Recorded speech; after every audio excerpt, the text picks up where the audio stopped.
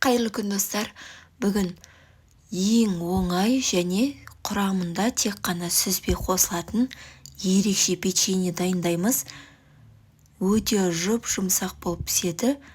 Видеоны қарамас бұрын менің каналыма тіркеліп кетуді ұмытпаңыздар.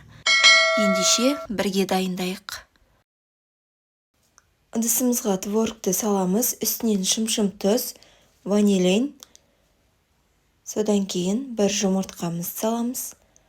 Артынша қантымызды қосып, сүтімізді қосамыз. Енді барлығын бір араластырып аламыз. Содан кейін бөлме температурасында еріп тұрған сары майымызды салып, осылай біркелкі масса болғанша араластырамыз.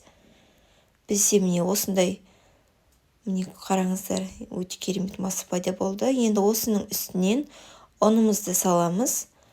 Ұнды електен өткізу міндетті емес. Содан кейін қопсытқышымызды саламыз. Енді барлығын жақсылап, алдымен лопатканың көмегімен, содан кейін қолымызбен қамыр илейтін боламыз.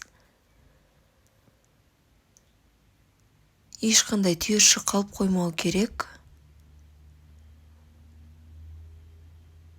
Бізде жұмсақ қамыр пайда болады, өйткені бұның құрамында сары май болғандықтан өте жұмсақ қамыр шығады. Алдымен осылай ыдысымызды араластырып аламыз.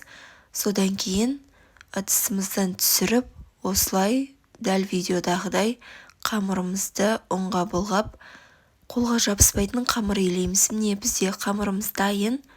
Енді бұны жарты сағатқа холодильникке салып қалдырамыз. Бізде жарты сағаттан кейін қамырымыз дайын болды. Енді бұны оқтаудың көмегімен қамырымызды жаямыз. Қамырымыз қатты қалың да, қатты жұқа да болып кетпеу керек.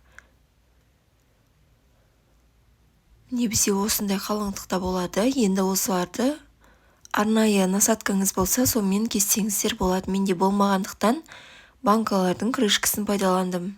Не осындай қалыңдықта болады. Мен пеште де алдын ала қыздырып дайындап қойдым.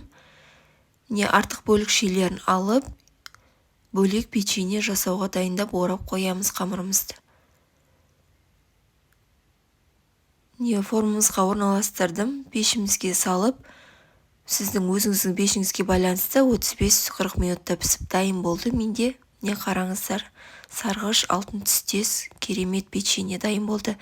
Әдемілік үшін үстінен қант ұнтағын себеміз. Дайындап көріңіздер міндетті түрде. Өте керемет, отбасыңыздың барлық мүшесіне ұнайтын болады. Менің каналыма тіркелуді ұмытпаңыздар. Назарларыңызға көптен көп рахмет. Ас болсын.